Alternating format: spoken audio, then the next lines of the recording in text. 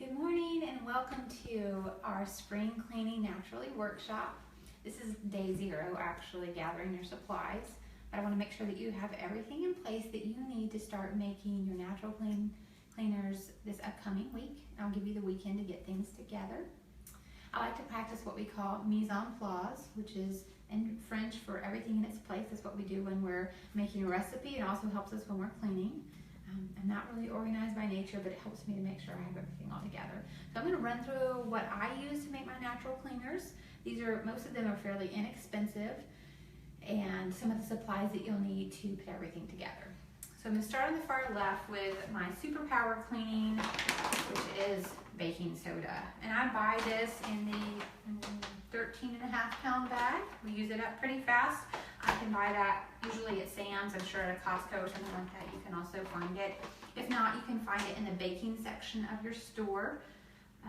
Usually about $1 or less a box. So we'll use a good bit of this. I won't actually use this to make up a specific cleaner, but I will show you how to use it in your home. Another power tool is distilled white vinegar. Now, I don't typically use this a lot for cooking, but I love to use it for cleaning. So one of the things that we'll do this next week is actually make an infused vinegar that will give it a nice smell and a little extra cleaning boost. So I buy these in the gallon jugs also, actually 2 packets at a time at Sam's, and it's absolutely worth it. The next tool that I use is borax. I think there's only about one brand I've ever seen. Usually if you're looking for this at Walmart or a hardware store, it's probably going to be on the bottom rack or the top rack. It's not as much used. That's why they don't put it right at eye level, but it is a workhorse, especially for laundry and odors. Now, I know there's a little bit of controversy over borax sometimes. This is not the same thing as boric acid. And I do use this for cleaning. I don't use it to make any personal care products, but it's great for cleaning and deodorizing. Other thing I do use is something called super washing powder, and this is also made by Arm & Hammer. It's really just a different chemical configuration of baking soda. So if you can't find that, I'll show you how to make your own. But if you're wanting to save a step, it's kind of nice to have this on hand in the box and ready to go. Another thing I use is hydrogen peroxide. You can buy this in a pretty big bottle in the first aid section of a grocery store or Walmart. Actually, I bought this at Sam's in a double package also. And you can buy it in a big bottle, or you can go ahead and get it in a spray bottle. It's important to have it in a dark brown bottle. It protects it from light, which will deteriorate the hydrogen peroxide. Having a little spray bottle is nice and convenient. I think this is just about $1.50 at Walmart, so it's a really cheap cleaning supply and disinfectant. Now, this is my other ingredient that I love to use. This is Castile soap. If you can find a brand, usually Dr. Bronner's is the most well-known brand. Kind of has some funny labels on there, but if you can get past that, this is a really nice cleaner. It's mild. I like to buy the unscented Castile soap because I like to add my own essential oils to it. And also, if you're very, very sensitive to smells, you may just want to get an unscented brand. I have made my own liquid Castile soap before, and it's not that hard to do, but it might take you a little time. So if you want to do that, and if you have a bar at home, you can buy a bar of Dr. Bronner's Castile soap, and you can dissolve it in some cold water. I'll try to send out some information about how to do that soon. Other thing I do use, and I like to use in my cleaners, are some essential oils. I have a lavender here. I don't think I grabbed my tea tree oil, but tea tree is another oil that I use. Some sweet orange, which is really great for grease and oil. Some lemon, also nice for grease and oil and just a nice fresh smell. This is some grapefruit. I like the smell of grapefruit too. You can also use some peppermint. I will caution to make sure that it is one that would be safer for a child to be around. Even if you're spraying in the air, they can inhale it. So I'd say it would be very safe to stick with a lavender and your citrus oils because the essential oils are potent and they can have an effect upon you. I don't necessarily go with the highest grade essential oils to use with my cleaners because I'm using a good bit of it. The Now brand is usually pretty effective, and I trust it for my cleaning supplies. You can order that online through Amazon if you need to.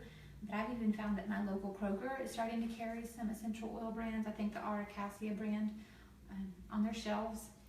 or a local health food store. So a little bit goes a long way. You won't need to use it much.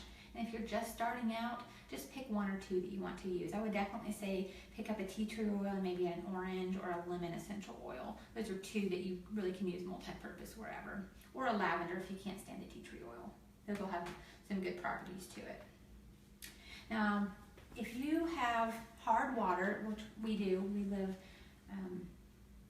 in Rutherford County and in Tennessee, and we have pretty hard water, lots of minerals, so I like to buy distilled water. It means it's clean and it's not going to have minerals that will clog up my sprayers or actually just mix with some of my cleaners. So I buy some distilled water to keep on hand, and that's about 88 cents. You can find it at any store. And then there's one more thing that I never started buying until I started making my own cleaners, and now you'll see me frequenting the liquor store to pick up my vodka, because vodka has some amazing cleaning properties, and I'll tell you a little bit more about it this next week. So if you ever see me walking out with about 5 or 6 bottles of vodka, just know what I'm up to some major cleaning in my home. Now, as far as supplies that you will need, you'll need to make sure you have a few things to mix your cleaners in and to measure. So I like to use some big glass mason jars. This is a 2-quart mason jar, especially if you're making a little bit ahead of time. You can just store it in this and you'll have plenty. We go through cleaners pretty quickly in my home, so it's nice to make it in a big jar. If you don't have a big jar like this, you can get a pitcher, something like that. You need to make sure it's glass. I don't like to use plastic because of some of it just might leach out some of the chemicals, unless you're just going to mix it in quickly and pour it out. You could also get a 4-cup measuring cup or a bigger thing like that. This spout is a little bit hard to pour from, but if you're pouring into a funnel, you'll be okay.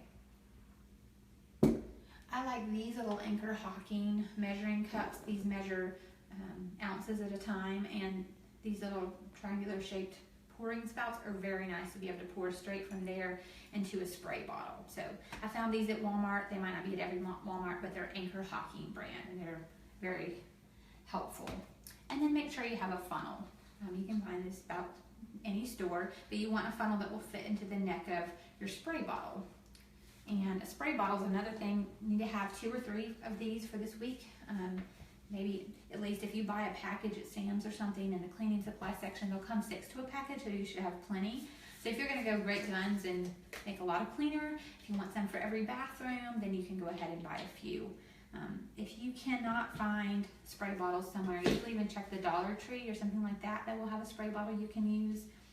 I did have ordered some really nice spray bottles because I like my cleaning supplies to be pretty. So if anybody's interested in getting some of those, I have a big supply of those. But I just like to have some pretty cleaning supplies out because it makes me feel better about what I'm doing, or keep it out on the kitchen counter. And yes, you can also find a spray bottle like this at, I believe, Walmart or Home Depot. So you usually be able to find a nice industrial spray bottle if you want to keep a big supply on hand of something. And then I also use smaller measuring spoons. You can either do this or a small glass measurer. Probably need a tablespoon and a teaspoon to measure some of our ingredients. And then if you want to make some aromatherapy sprays for your home, some little glass bottles are nice too. Again, I like to use glass instead of plastic because of the essential oils we'll use in there. So I have a big supply of this on hand too if anybody needs to pick up some of those from me. And then I also sometimes use a pretty glass bottle to put on my laundry room counter to store some fabric softener and things like that in it. So you can get some of these at Target or any place that sells glass. Let's see. If you have any questions, leave a comment below. I think that's about all that I use, except for one more thing. This didn't fit on the table. We're going to be making up some of our own laundry detergent this week, and so I like to keep a 5-gallon bucket of laundry detergent concentrate. I use a liquid concentrate that I use in my front loader HE washer, and I always label it. I'll tell you why. There's a really funny story behind that. I'll tell you next week. But this has a special lid on it that you can buy in the paint section of Home Depot or Home Depot or Lowe's. It's called a Gamma Seal lid, and what it does is you put it on a typical 5-gallon paint bucket, but it will screw on and seal, and that way it's really easy to take things out of it, put it back in. Also use this type of bucket to store my grains and beans and things like that in my pantry. But this is a very nice, you just screw it off and on that way. It's a lot easier than prying the bucket off of a 5-gallon lid. But if you're a mama of many and you're making cleaning supplies, it's great to go ahead and make a lot at one time instead of find yourself needing to clean and then having to make up your supplies. So stay tuned. I'll let you know exactly how you can download my supply list and list of where to locate some of these supplies. I should have that up for you later on today. Hope you have a chance to gather your supplies this weekend and meet us back here on Monday morning for day 1 of our spring cleaning workshop. We'll start probably in the bathrooms. Have a great day and enjoy your clean.